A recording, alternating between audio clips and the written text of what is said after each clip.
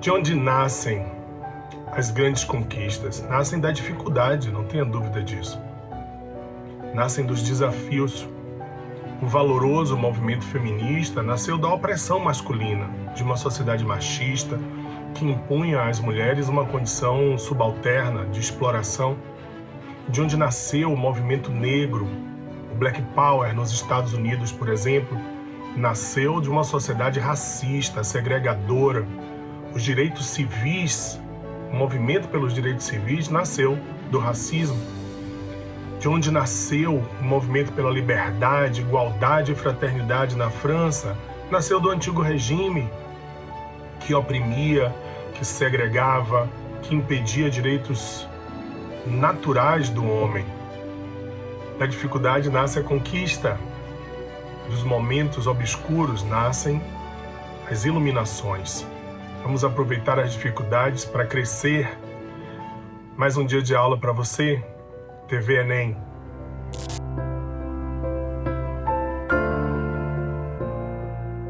Fala, minha galera! Beleza? Aqui quem vos fala é o professor de Geografia Orlando Neto.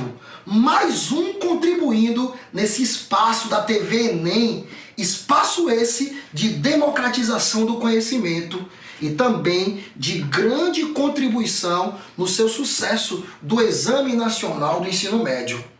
Hoje, gente, vamos falar aqui de uma temática que envolve a geografia física ou geografia natural, como você queira chamar. Agora se atente, é um assunto que aparece no caderno de Ciências Humanas da prova do Enem. Ele aparece juntinho com história, com filosofia e sociologia. Isso mesmo, é porque essa ciência é muito maravilhosa, ela dialoga com muitas outras ciências da geografia. Por sinal, a nossa temática de hoje, ligada à rocha, está muito atrelada à geologia, que é uma outra área do conhecimento. Isto mesmo, o tema da nossa aula de hoje é rochas. Não confundam rocha com pedra. Não é a mesma coisa não, viu, gente? Rocha, gente, é um agregado de um ou mais minerais que compõe aqui, ó, o nosso planeta Terra, a nossa superfície da Terra. E, gente, nós temos 3 rochas principais que vão subsidiar, vão estruturar outros tipos de rochas. Gente, nós temos as rochas magmáticas, nós temos as rochas sedimentares e as rochas metamórficas, essas 3 principais. No entanto, o mais importante para a gente, neste momento aqui agora, é entender os processos. E esses processos, vocês perceberam que está ligado a um ciclo, mais um ciclo aqui pra gente, que foi pensado desde o século XVIII lá, por ingleses, escoceses, mas veio melhorando, aprimorando e hoje é muito importante aqui pra gente. Agora eu quero te dar uma geodica de algo que aparece muito, algo relacionado aqui, ó, ao tópico 2 e 3. 2 e 3, vou chegar daqui a pouquinho lá. Preste atenção. Mas antes, eu quero que você se atente à rocha magmática. Rocha magmática, gente, como o próprio nome fala, é rocha oriunda do magma, também chamado de rochas ígneas. Este número 1 que vocês estão vendo aqui, ele representa o resfriamento do magma. Isso mesmo, a solidificação do magma oriundo das lavas vulcânicas. A partir da solidificação do magma, você tem a formação do quê? De rochas magmáticas. E essas rochas magmáticas, nós temos 2 tipos delas assim, né? Que são muito comuns. As rochas magmáticas que se formam no interior da Terra, gente, chamada de rochas intrusivas, você vai ter lá o granito, por exemplo. É uma rocha magmática interna. Agora, as rochas magmáticas que se formam aqui sobre a superfície terrestre, chamada de rochas extrusivas, assim que são chamadas. Por exemplo, o próprio basalto é um exemplo de rocha magmática. Isso mesmo, basalto, solo basáltico, que, né, ajudou ali fortalecer o nosso café no sudeste do Brasil. Show de bola? Beleza aí? Agora olha só, quando essa rocha magmática, gente, ela vai sofrendo, ó, o número 2, intemperismo. Intemperismo. Água mole, pedra dura, tanto bate até que fura. Isso é intemperismo. Isso mesmo. O desgaste da rocha, quando a rocha magmática é desgastada, gente, esse processo de intemperismo, água mole, pedra dura. Quando esse desgaste é feito pela água, é o intemperismo químico.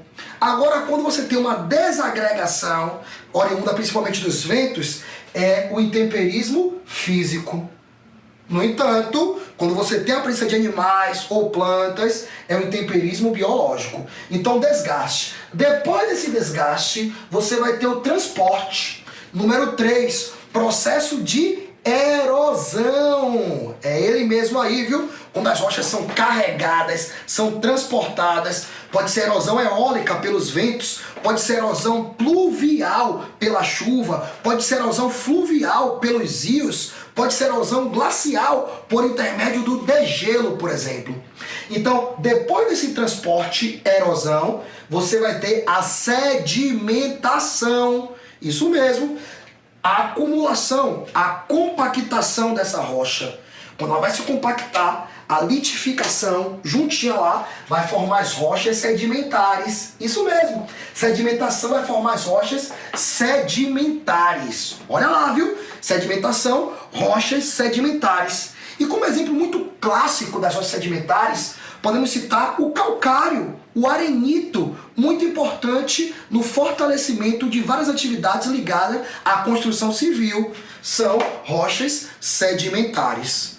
Agora, ó, quando essa rocha sedimentar, que eu acabei de te mostrar aqui, ó, rocha sedimentar, quando ela passa por um aumento de temperatura, de pressão, isso vai ocasionando um metamorfismo. Esse metamorfismo vai formar as rochas metamórficas. Metamorfismo, ó, a evolução, a transformação disso daí forma as rochas metamórficas. E aí, se você analisar, é um processo bem mais complexo, não é isso mesmo? E essa complexidade tão bonita forma o mármore, por exemplo. É isso mesmo. O mármore, ele é uma rocha metamórfica. Se liga nisso daí, viu? E aí, gente, é o seguinte, olha só, tá vendo? Uma rocha acaba contribuindo na formação da outra. Eu estou te explicando o que é agora? O ciclo das rochas. Tá claro? Tá bacana? Tá se sentindo otimista aí agora? Tá percebendo que você pode detonar nesse Enem? Você vai marcar aquela alternativa correta e já visualiza a sua vida na universidade, que é algo muito bacana, algo muito espetacular. Você precisa ir para a universidade. Gente, venha para cá. Agora olha só, uma rocha metamórfica, ela pode virar sedimentar? Pode sim, como? Através do processo de intemperismo, água mole, pedra dura, água mole, pedra, o desgaste, a erosão e a sedimentação. Show de bola? Isso aqui tudo, ó, forma o quê? As rochas sedimentares. Tá vendo aí? Então, olha só. A rocha sedimentar, gente, ela também pode ser formada pela rocha magmática. Tá vendo? Através do quê? Do aumento de temperatura, aumento de pressão, formando um metamorfismo aí, derivando a rocha metamórfica. Dessa forma, ó, rochas metamórficas, rochas sedimentares. Agora, professor, tem como a rocha metamórfica ou sedimentar virar uma rocha magmática? Tem, logicamente, lógico que tem. Agora ela precisa estar o quê? Em áreas vulcânicas, né? Ser expelida pela lava do vulcão, e isso vai ser aquecido, né? O resfriamento, a solidificação forma as rochas magmáticas. Em outras palavras, vamos pensar no processo de fusão. Isso mesmo. Quando acontece o processo de fusão aqui, ó, dessas rochas, em acréscimo às áreas de vulcões, você vai ter a formação de rochas magmáticas. Ficou claro, minha galera? Ficou show de bola? Entendeu mesmo? Qualquer coisa conta com a gente. Estamos aqui todos os dias para agregar e somar bastante para você. E aí, a TV Enem, arquitetada com o escritório do pensamento, vai contribuir para você e te colocar lá na universidade. Tá certo? Gel beijos, gel abraços e gel sucesso, minha galera! Valeu! Uhul!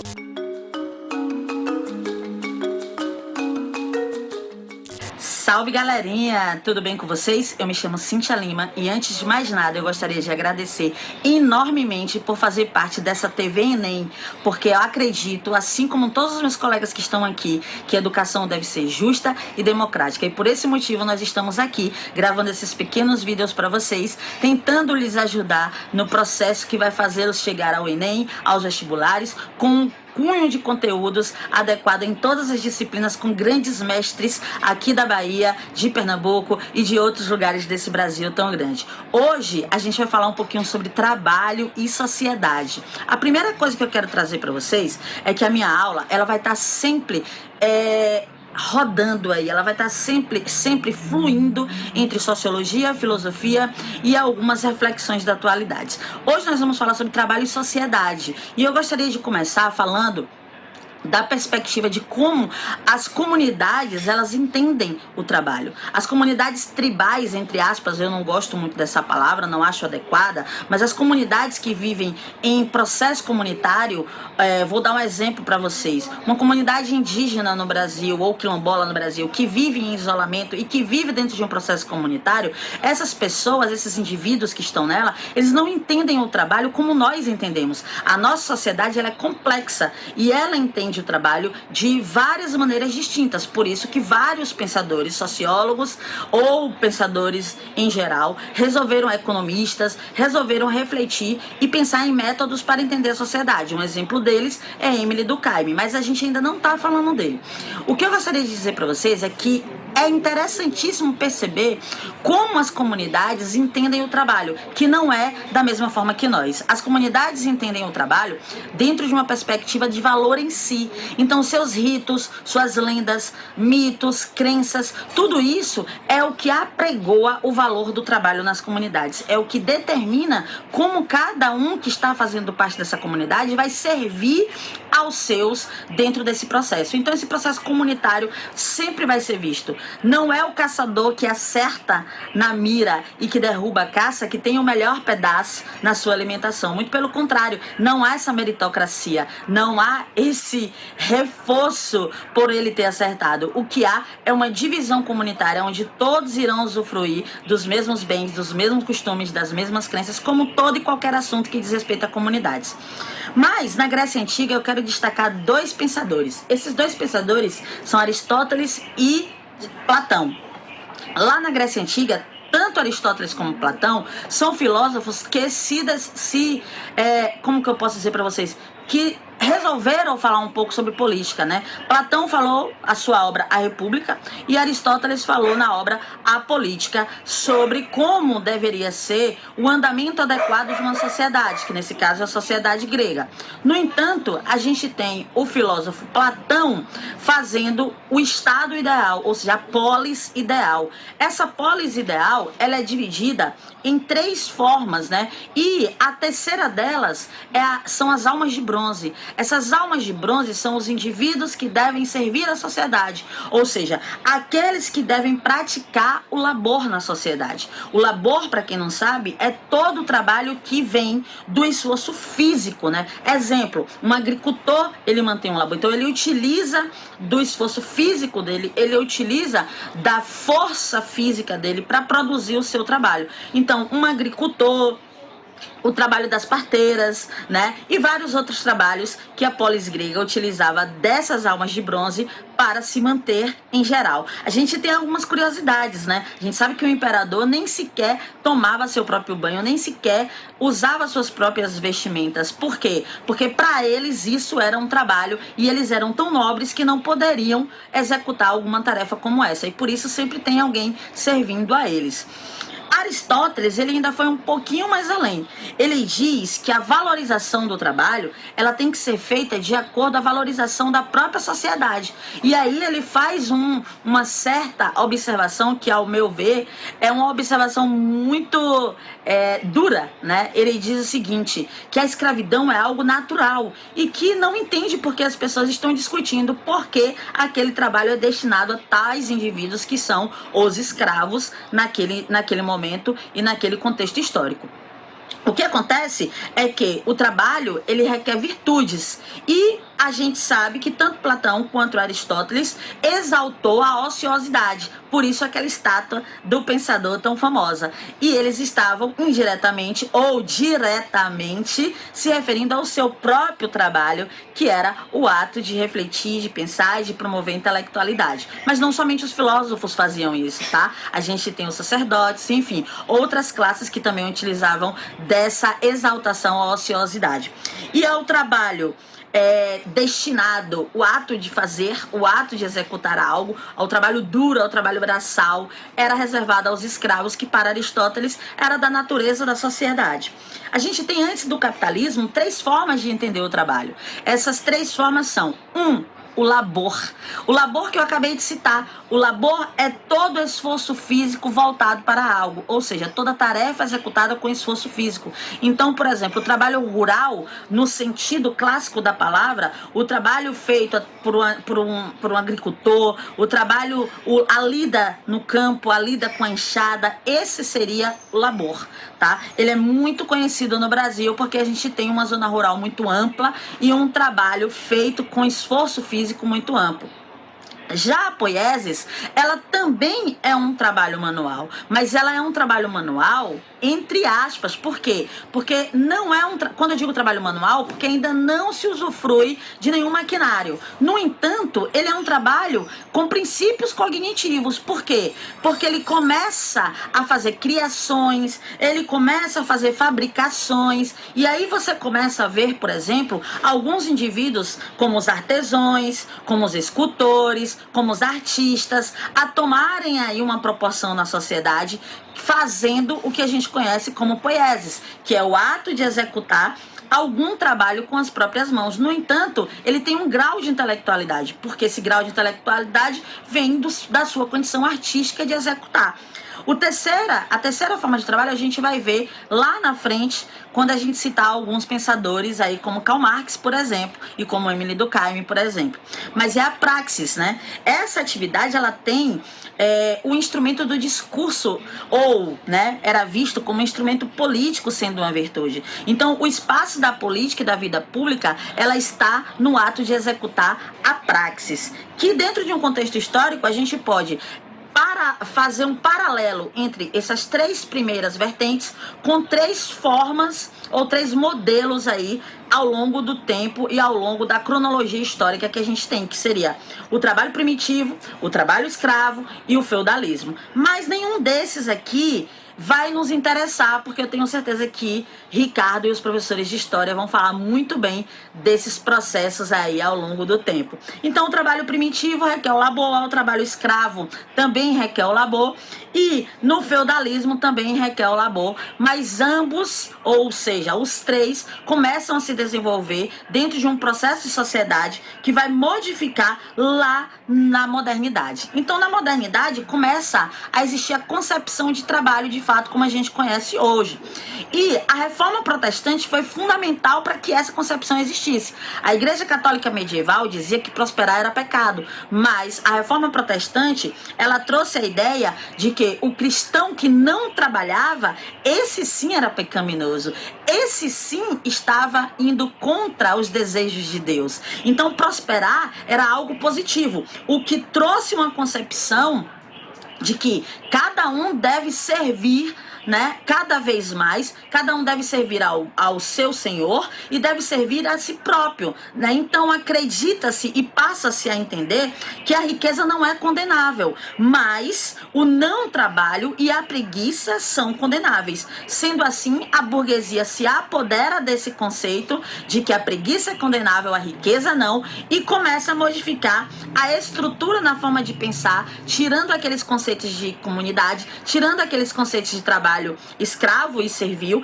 e colocando uma ideia que a gente tem hoje, que é trabalhar para servir de alguma maneira, né? O trabalho dignifica o homem, o trabalho é uma forma de dar valorização ao indivíduo enquanto ser social, seja ela qual for, o trabalho passa a ser visto dentro de concepções iluministas e dentro de uma transformação onde o homem passa a ser detentor das transformações sociais, não mais aquele teocentrismo ou não mais aquele pensamento mítico que a gente tinha lá da Grécia Antiga ou na Idade Medieval. O homem, então, ele passa a dominar a sua natureza, e nesse domínio de sua natureza, ele domina também o seu trabalho. Só que vai acontecer um percalço no caminho, que é a Revolução Industrial. E essa Revolução Industrial, ela vai promover uma mudança em todo esse cenário do pensar e vai trazer novas práticas, novas concepções de trabalho. Entre elas, o ato manual ou o ato de praticar,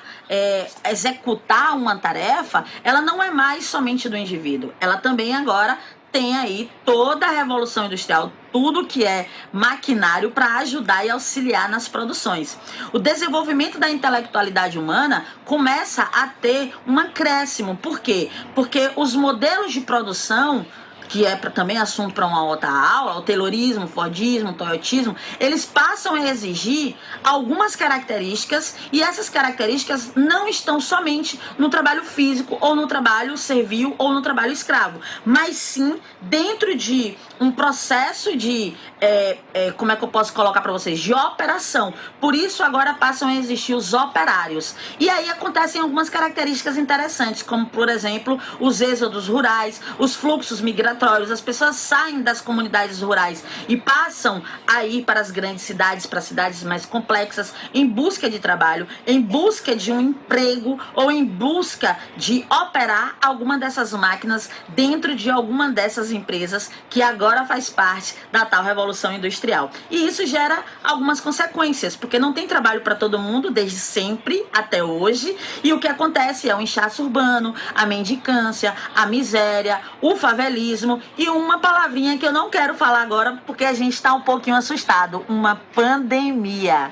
Mas enfim, esse trabalho, ele passa a dar ascensão ao capitalismo, a dar ascensão a uma nova forma, a um novo modelo de produção, novas formas e novos modelos, taylorismo, fordismo, toyotismo, automação e várias outras que a gente tem até hoje. Mas o mais importante é entender que a ideia iluminista, junto com a ideia liberalista, traz também a ideia de propriedade privada. E isso faz com que a burguesia passe a ter mais força ainda sobre o proletariado. Então, o que vocês percebem é que ao longo do tempo, não importa em qual esfera seja, o trabalhador, o servo, o escravo ou aquele que pratica o labor, não importa, ele está sempre numa situação de dominado mediante alguém que tem hegemonia sobre ele, que pode ser chamado de imperador, de rei, de patrão, de senhor feudal, de burguês ou de chefe, né? Não importa. Então, o capitalismo, ele leva a essa busca incessante pelo lucro,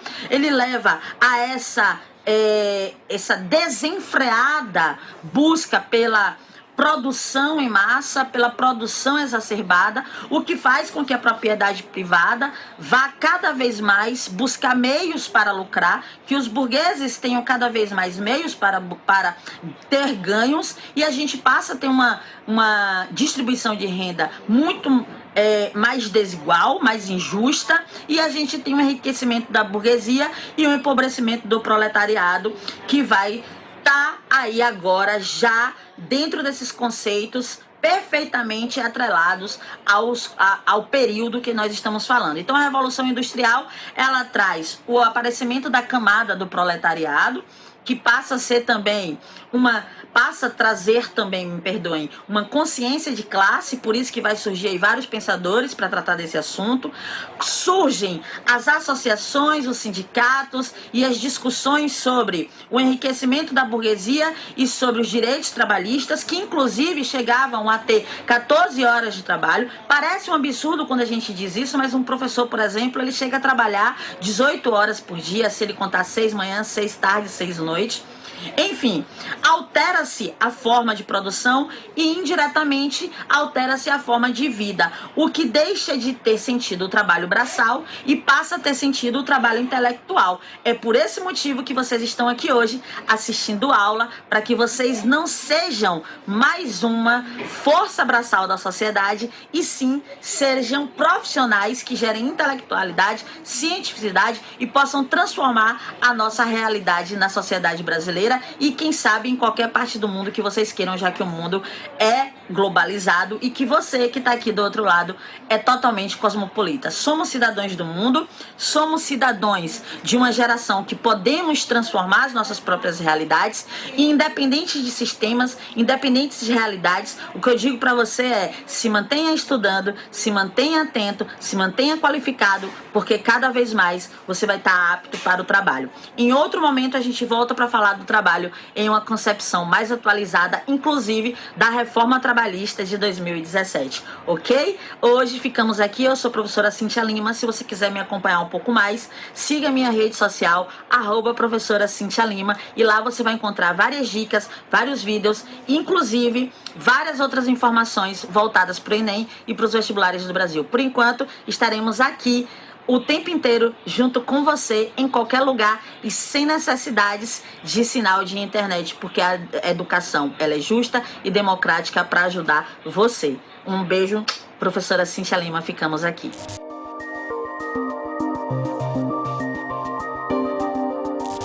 Fala galera, tudo bem? Aqui quem está falando com vocês é o professor Rodrigo Moreira. E na aula de hoje nós vamos falar sobre os alcinos. Bom, e quem são os alcinos? Os alcinos são hidrocarbonetos, derivados do petróleo, de cadeia aberta.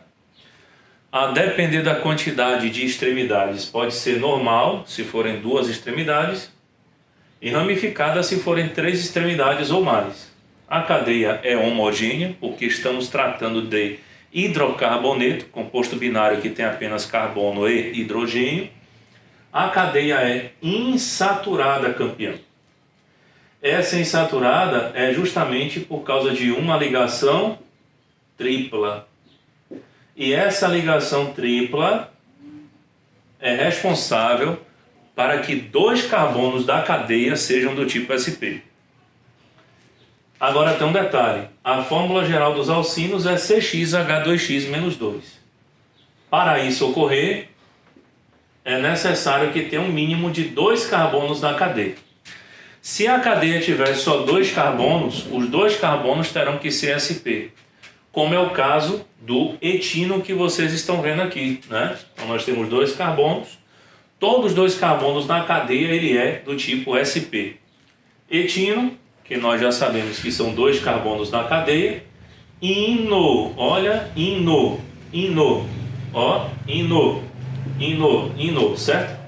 Então todos eles ino, Esse in significa ligação tripla, que a gente vai ver já já na nomenclatura, eu explico para vocês, Então observe, 2 carbonos a cadeia aberta normal, 3 carbonos aqui, a cadeia continua sendo aberta normal, porém de 4 carbonos em diante, até 4 carbonos a cadeia vai ser normal. De 5 carbonos em diante, o que nós vamos ter? Normal e ramificado. Então observe bem aqui, Nesse caso vai ser o butino, o butionino, porque a ligação tripla está atrás do carbono 1. A mesma coisa vai ser aqui, but2ino, porque a ligação tripla está atrás do carbono número 2. Continuando aqui com vocês, O que acontece? A nomenclatura dos alcinos não muda em relação, nos hidrocarbonetos de uma forma geral, principalmente de cadeia aberta. nós colocamos primeiro as ramificações, depois nós colocamos o radical, que é o número de carbonos da cadeia principal, o infixo, né? Nesse caso aqui, o infixo que nós vamos colocar é o in, porque estamos trabalhando com alcino. Então a cadeia principal, nós temos uma ligação tripla. E O, porque nós estamos falando justamente de um hidrocarboneto.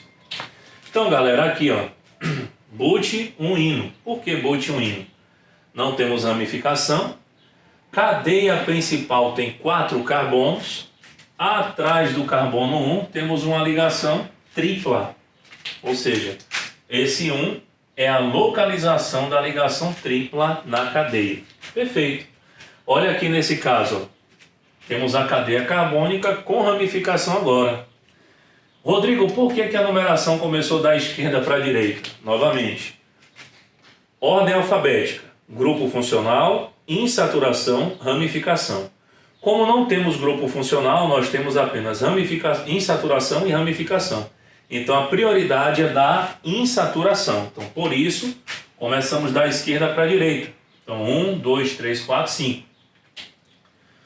A ramificação metil está justamente no carbono 4 da cadeia principal, certo? Ó, está no carbono 4 da cadeia principal. A cadeia principal tem 5 carbonos. E na posição 2 da cadeia principal, atrás dela, tem uma ligação tripla. Que significa o quê? O alcino. A mesma coisa acontece nesses dois compostos de baixo. Eu comecei todas as duas numeração da esquerda para a direita, porque dando prioridade à insaturação. Ó, tanto nesse caso, quanto nesse caso aqui, ó, estão atrás do carbono 2. No caso de cima, eu tenho duas ramificações metil, uma na posição 4, outra na posição 5. Aí eu coloquei 4,5 dimetil, porque eu tenho metil repetindo-se duas vezes. Se fosse 3, trimetil, 4, tetrametil, 5, pentametil e por aí vai. Lembrando que eu tenho que colocar a localização dessas ramificações. Por quê? Aqui eu estou te ensinando na nomenclatura da cadeia, mas de repente eu posso te dar a numeração, né? No caso a nomeação para você montar a cadeia também, perfeito? Hex, porque nós temos 6 carbonos na cadeia principal, atrás do carbono 2 a ligação tripla. A mesma coisa embaixo, só que dessa vez eu tenho etil e metil. Eu não tenho que colocar na ordem numérica, eu tenho que colocar na ordem alfabética, por isso que etil veio antes de metil, perfeito? Se fosse 5 etil e 4 metil, beleza, né? Se fosse o etil no 5 e o outro no 4, tinha que ser da mesma forma. Mas aqui se o etil fosse no 5 não ia dar certo, porque a cadeia teria que ter 7 carbonos e não 6, a cadeia principal. Bom, chegando na última parte da nossa aula, vamos falar das reações de adição, né? As reações de adição nos alcinos. Falar nas principais. Quais são as principais? O alcino, quando adiciono 1 mol de H2, ele vira um alceno. Observe. O propino, né, tem duas ligações pi, por causa da tripla. Adiciona um hidrogênio. Então uma tripla aqui, ó, uma dessa tripla aqui rompeu. Uma ligação pi da tripla rompeu. Faltam duas ligações. Então os dois hidrogênios que estão aqui entrará um em um carbono e outro no outro carbono que está faltando a ligação. E aí o propino virou propeno. Porém, se eu adicionar direto 2 mols de H2, o propino vira diretamente propano. Por quê? As duas ligações pi da tripla aqui, no caso, elas vão sumir. Aí vão faltar justamente duas ligações no primeiro carbono e duas ligações no carbono número 2. Então, por isso que nós temos 4 hidrogênios sendo adicionados. Beleza, até aí, tudo bem. Eu posso também fazer a adição por halogenação, né? Aqui, ó, o X, né? Ele é da família 7A. E aí o propino recebe, no caso, esses dois átomos. Então, mesmo princípio, uma ligação pi dela se rompe, fica faltando uma ligação em cada carbono. Como tem 2 cloros, um entra em cada carbono que está faltando. Nesse caso nós temos 1,2 de cloropropeno, né? Virou um dialeto orgânico, né? Nesse caso, insaturado. E se eu adicionasse 2, o princípio seria o mesmo da hidrogenação, tá bom? Aí ficaria 1,2,2 tetracloropropano, perfeito? Nesse caso aqui, né? O propino, adicionando um ácido halogenídrico. Aí de novo é aquela regra, né? Que vocês devem ter assistido na aula de Alcena, que no caso o ligante mais importante vai para o carbono menos hidrogenado da tripla. Então nesse caso, o menos hidrogenado da tripla é o carbono secundário. Então ele formou 2-bromo-propeno, perfeito? Rodrigo, mas ali faltou a reação de hidratação, pode acontecer? Pode. O princípio é o mesmo desse daqui. A hidroxila vai para o carbono do meio, né? No caso do carbono menos hidrogenado da tripla. Aí no caso formaria o propenol 2. Mas o propenol 2 não é um álcool, é um enol. Como ele é um enol secundário e todo enol ele é instável, acaba virando uma acetona. Aí o propenol 2 vira a propanona. Beleza, galera? Espero que vocês tenham gostado da aula aí mais uma vez e até a nossa próxima aula, né? Se Deus quiser. Sucesso, façam as anotações, façam exercícios e sucesso no Enem. Grande abraço, fiquem com Deus.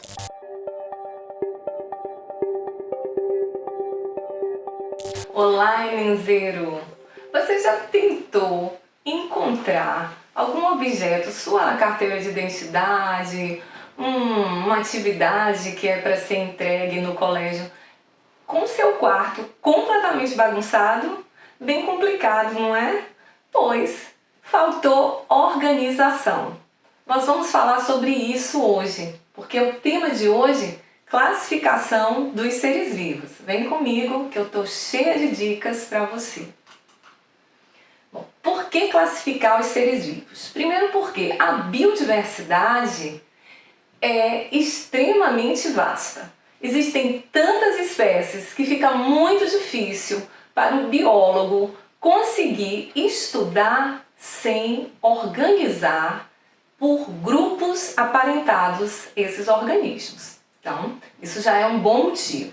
Segundo porque, a partir do momento em que se organiza esses grupos, as semelhanças entre os seres que estão em cada grupo acaba sendo evidenciada. E a partir daí, o biólogo consegue identificar o grau de parentesco entre as espécies. Claro que ele não tem a confirmação só com isso, não é?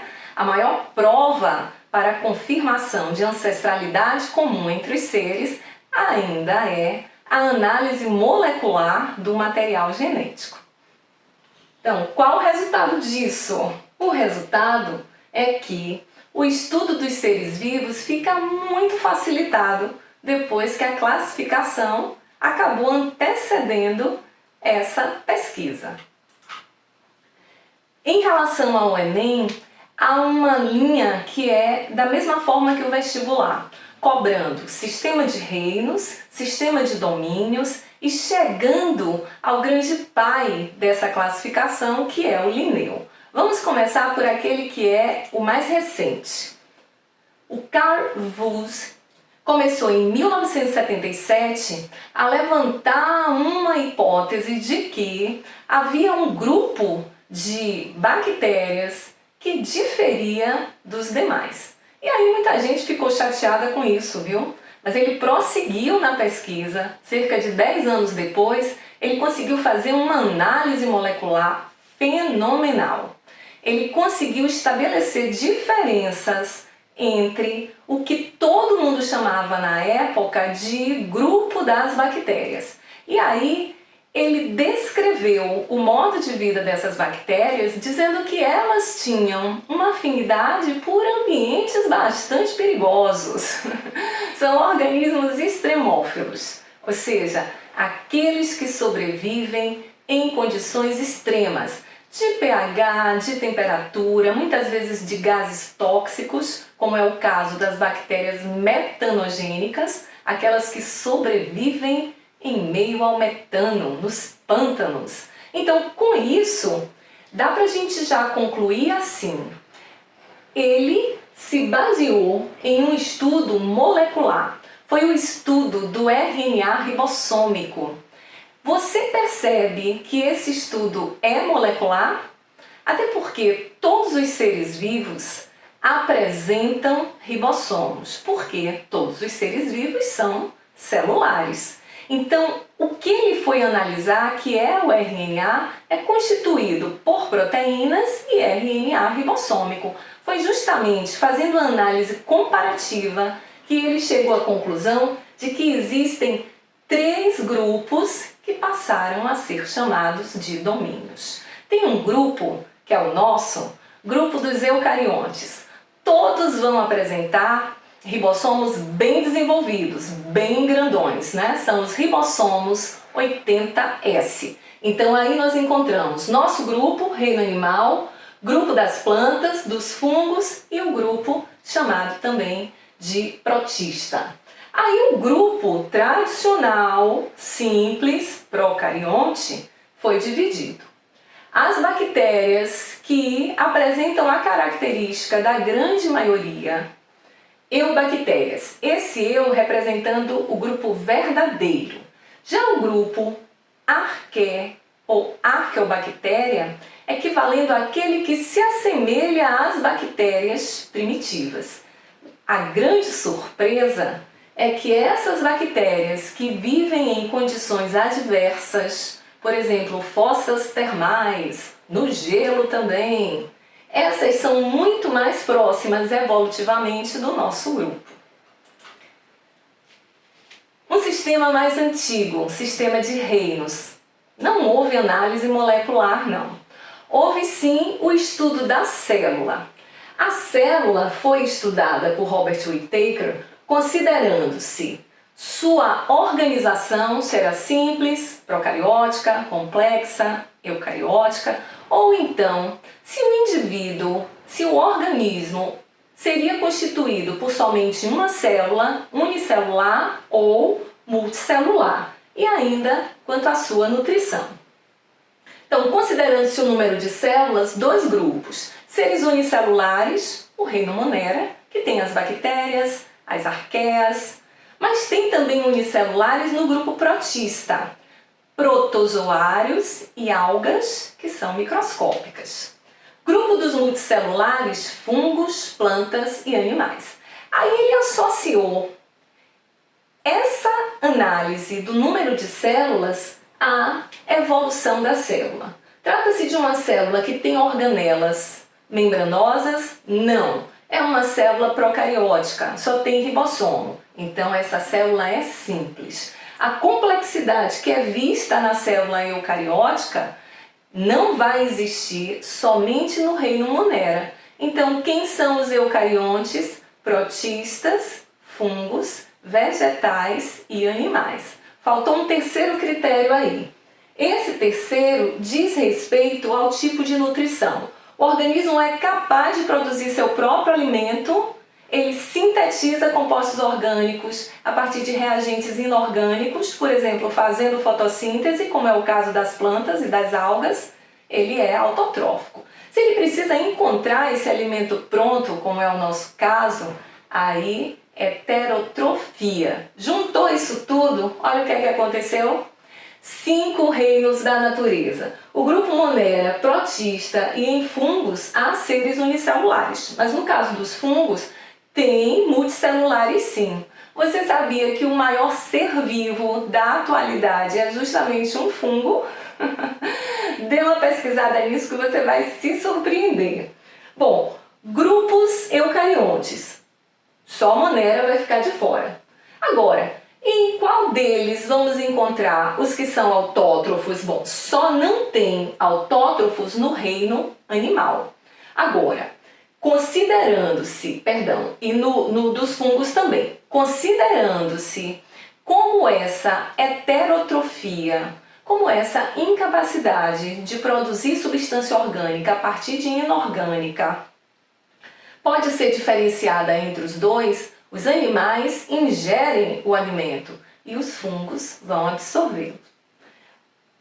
Bactérias podem ser autótrofas por fotossíntese, cianobactérias, fotossíntese tal qual as plantas, mas para a bactéria a chamada fotossíntese bacteriana. No caso do protista, se for autótrofo vai ser alga, se não for é protozoário. E os fungos não têm nenhuma organização tecidual verdadeira. Seria melhor reconhecê-los como multinucleados. Imagine uma massa citoplasmática que pode alcançar quilômetros e que não tem organização tecidual. Olha que interessante. Esse esqueminha que tem a ver com os grupos que eu apresentei é o que você já deve ter encontrado em algumas questões. Foi um esboço feito pelo Robert Whittaker. E, para a gente fechar, o pai de toda essa ideia da classificação, o Linneu, que elaborou um sistema em 1735. Ele não tinha ideias evolucionistas não, viu? Ele tinha uma visão fixista, de que as espécies eram fixas e imutáveis, né? Mas de lá para cá, muita coisa aconteceu, mas não desprezamos esse sistema de classificação dele. É a nossa base, sim. Então ele é usado até hoje. Perceba aqui que não tem duas categorias que nós usamos. São aquelas que começam pela letra F, filo e família. Essa sequência é uma sequência hierárquica. Não fique preocupado com o conceito não, né? Porque o que é reino? Conjunto de filos com características semelhantes. O que é um filo? Conjunto de classes com os indivíduos semelhantes em tais e tais aspectos. Então, se eu for seguir à risca isso, eu vou perceber que de reino para espécie, as semelhanças aumentam. E elas aumentam tanto que essa unidade concentra exatamente indivíduos que têm capacidade de se acasalar produzindo descendência fértil, certo? Outra coisa que nós devemos a Linneu, a nomenclatura científica. Nesse caso aqui, canes familiares, você não precisa memorizar, eu só recomendo que você se lembre do nosso, hein? Homo sapiens. E aí, quais são as regras para isso? Primeiro, os termos da nomenclatura científica são usados em latim, né? Antes que você pense assim, e aí, ninguém fala essa língua, mas é por isso que foi escolhido, meu bem, porque ela não vai sofrer alteração. Agora, se não tiver o termo em latim, ele pode ser latinizado, né? Você deve estar mais habituado com Trypanosoma cruzi, sendo esse segundo termo latinizado, o sobrenome do Dr. Oswaldo Cruz, mas latinizado ficando cruzi, que aí, pela regra, isso já dá a licença para que possa ter a escrita, a inicial maiúscula para esse segundo nome. Né? Um outro, eu decidi fazer uma homenagem, né, à falecida grande dama da botânica, a doutora Graziela Maciel Barroso, né? O meu nome acaba estando aí em 25 espécies de plantinhas da nossa flora. E aí tem uma série de nomenclaturas assim. Aí eu trago esse, né? O carapiá da Graziella, que é a Dostenia graziella. Por que que o nome Graziella veio escrito assim? Porque ele está latinizado. Agora, como aí está digitado, ele veio em itálico. Se eu estivesse escrevendo, né? Se ele fosse manuscrito, obrigatoriamente teria que ser sublinhado. A nomenclatura é binomial para espécie. Então, Dostenia, um nome, Graziella, segundo. Primeiro nome é o gênero, sempre tem a inicial maiúscula. O segundo termo não é o gênero é o primeiro. O segundo é um termo específico, qualificador do primeiro. Então, nesse caso, ele pode ser escrito com a primeira letrinha, o G, maiúsculo porque o nome foi latinizado em homenagem à doutora Graziela Maciel Barroso, certo? Mas normalmente isso não acontece. Então, nome da espécie binomial. Se o texto trouxesse já um nome científico, por exemplo, Homo sapiens, e lá no final ele fosse utilizá-lo de novo, o primeiro termo, que é o gênero, poderia ser abreviado H. sapiens. Bom, se tiver referência a várias espécies do mesmo gênero, por exemplo, Rea americana, Rea americana albans, Rea americana grisea. Estou falando aí usando 3 termos, nomenclatura de triespécie, mas todas não são do mesmo gênero, eu poderia colocar Rea spp, certo? Aqui um exemplo final também, ó. Tanto o cachorro quanto o lobo e o coiote são aparentados porque pertencem ao mesmo gênero, mas eles não têm fluxo gênico de acordo com essa classificação. Ficamos por aqui.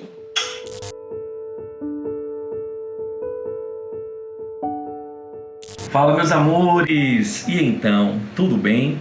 Chegamos à nossa aula de número 10. Eu sou o professor Isaac Lago, professor de filosofia, e hoje falaremos um pouco sobre ética e moral. Temas tão necessários, temas que precisam caminhar juntos, mas que necessitamos compreender que são conceitos que podem e devem ser entendidos à luz de características muito próprias. Se nós observarmos aqui todo o processo da construção do que o INEP propõe para conhecimentos suficientemente capazes de solucionar as questões lá no Enem, nós poderíamos dizer que este nosso encontro transita entre algumas competências, seja a competência de número 1, a competência de número 3, a competência de número 4 e 5, são competências importantes demais para entendermos bem essa temática aqui trazida. Bem, desde sempre, essa relação vinculada ao cuidado, que é em essência o sentido da ética, ela faz parte das discussões humanas. Afinal, impor limites, propor caminhos consensuais faz-se extremamente necessário a fim de que venhamos a garantir a manutenção da vida e, mais do que isso, a manutenção de uma vida digna. Primeira coisinha que eu queria chamar a atenção é que já lá na Grécia Antiga, quando primeiro se discute acerca dos valores éticos, a palavra moral ainda não existia para os gregos. A palavra moral, que vem da cultura latina, moral vem de morus, que significa hábito, costume, tradição, modo de viver de um povo.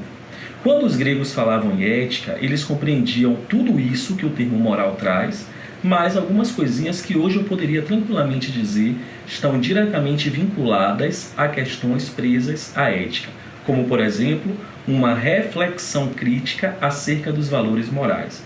Aqui é um ponto importante demais, porque a moral dirá-nos-á como nos organizaremos, a ética levar-nos-á a refletir sobre a importância da nossa prática para perceber se os valores introjetados e reproduzidos dignificam ou compreendem a dignidade da vida. Um exemplo simples: por muito tempo, a escravidão ela foi compreendida como algo moralmente aceito. A pergunta ética seria: será que de fato a prática escravista ela dignifica ou reconhece a dignidade da vida? Se sim, eu posso dizer que essa ação é ética. Claro que não, por isso eu aponto que essa ação vem a ferir a ética. Com isso eu estou claramente dizendo a vocês que muitas vezes, para sermos éticos, necessitaremos refletir sobre os valores morais vigentes, porque os valores morais vigentes que atendem a necessidades específicas de um período, por isso é importantíssimo revisitá-los sempre, a fim de que possamos perceber a partir das novas necessidades se esse modelo posto e trazido ainda atende a necessidades. Eu queria cunhar esse encontro em alguns autores. Primeiro, claro, o Aristóteles, que vai escrever 3 obras sobre a ética. Escreverá sobre a ética, a Magna Ética e a Ética Nicômaco. Esse é um livro que todo mundo tem que ler. Inclusive, ele falará um pouco sobre a amizade como compreensão ética de construção política. Lembrem que lá na Grécia, ética e política não se separam. Depois mencionar um pouco ainda um autor já moderno chamado Immanuel Kant, presença sempre atuante nos Enems. Kant, inclusive, criará algo chamado de imperativo categórico. Ele dirá que sempre, antes de agirmos, devemos nos perguntar se a intenção e a prática da nossa ação, elas podem ser repetidas por todos e não vêm causar dano nenhum a ninguém. Se isso acontecer, a ação é boa. Se isso não acontecer, a ação precisa ser repensada. O que é um imperativo categórico em si? É a tentativa de criar uma máxima que leve-nos a compreender o impacto prático da nossa ação na vida dos outros e uma reflexão honesta e verdadeira a fim de que eu possa, antes de agir, refletir sobre o agir. Afinal, ética e liberdade caminham juntas. O sujeito só pode ser compreendido como ético sendo livre para escolher agir através de uma reflexão crítica, porque, diferente dos outros seres que conosco compõem a realidade, somos os sabidos ou as sabidas das sabidas e dos sabidos. Não só sabemos, mas sabemos que sabemos, o que nos faz ser inteiramente responsáveis pelas nossas escolhas e ações. Aqui é interessante que Kant ainda falará muito sobre o princípio de esclarecimento, maioridade e menoridade. Vamos entender isso aqui. O esclarecimento é a possibilidade humana de não agir pelo medo, mas pela consciência. O sujeito menor é aquele que age bem porque teme a punição que pode sofrer. O sujeito maior é aquele que não precisa do olhar do outro porque o olhar da sua consciência é suficientemente capaz de lhe fazer refletir e escolher bem agir. Aqui é um movimento bonito.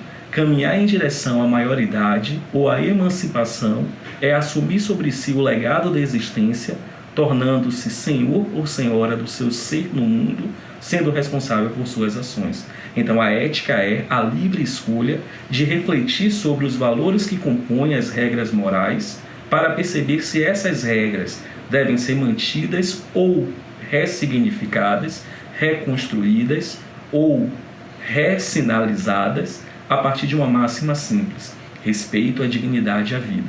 E por falarmos em dignidade, uma possibilidade de leitura que levar-nos a entender bem esse processo é um autor contemporâneo chamado Habermas. Aqui é um autor que eu proponho também a leitura. Duas obras de modo especial. Primeiro, a ação comunicativa, esse agir de modo comunicativo que não é falar pelo outro, mas silenciar para que o outro possa falar, a outra possa falar, e outro ou outra aqui é com O maiúsculo. É a inteireza do ser, não é o ser invisível. É a inteireza da dignidade que obriga um exercício de alteridade. Reconhecer que o mistério não se encerra em mim, mas salta a mim e compõe outras realidades no mundo comigo. Outro e outra com O bem maiúsculo aqui, para a gente não esquecer o senso de inteireza e alteridade. Então, não é falar por ninguém, é silenciar, porque eu não sei o que é ser os outros, uma vez que a construção dos outros diverge das insurgências que me alteraram para ser quem eu sou. Depois, a ideia da inclusão. Aqui é um ponto importantíssimo em Habermas, onde ele proporá por um consenso, que não é uma colonização, mas um exercício dialogal, entender que incluir não é só trazer para perto. Incluir é obrigatoriamente, lado a lado, à luz de muitos diálogos, de concordâncias e discordâncias, fazer com que o consenso possa prevalecer.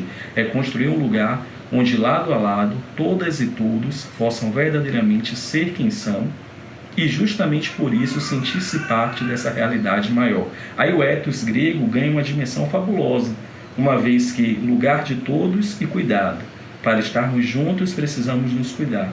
E só podemos nos cuidar se estivermos juntos. Logo, a moral seria o meio que organizaria o convívio e a ética seria a possibilidade de refletirmos sobre nossas ações a fim de que assim possamos agir de modo adequado, ressaltando, ressalientando a dignidade. Eu gosto muito daquela lógica onde Rosa, lá nos Estados Unidos, daquele processo onde os negros não podiam sentar nos ônibus, ela senta e quando ela é convidada a levantar, ela diz: o que me faz ser diferente que você? Ah, mas você está ferindo o valor moral. Ela diz em nome da ética. Afinal de contas, a ética é um requestionar da moral para perceber se o modo que nós escolhemos enquanto sociedade reconhece as dignidades. Então reflitam, pensem bem sobre, leiam, questionem, tragam possibilidades em vocês, afinal a nossa condição é uma condição por excelência crítica, de pensar esse ser que não pode apenas estar no mundo a reproduzir valores transmitidos, mas a repensar esses valores e construir uma sociedade onde o respeito é o ponto de partida para um lugar onde todas e todos se sintam parte dessa realidade maior. Um beijo no coração, fiquem bem, sigamos! Mulheres, negros, oprimidos, segregados de uma sociedade, a história está aí cheia de bons exemplos de como é possível superar.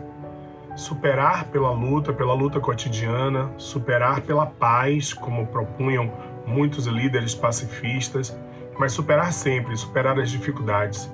Nós estamos aqui junto com você para isso. Acesse nossa plataforma tvenem.com.br, continuem assistindo a gente nas TVs abertas e na TV a cabo e, claro, nas plataformas de vídeo.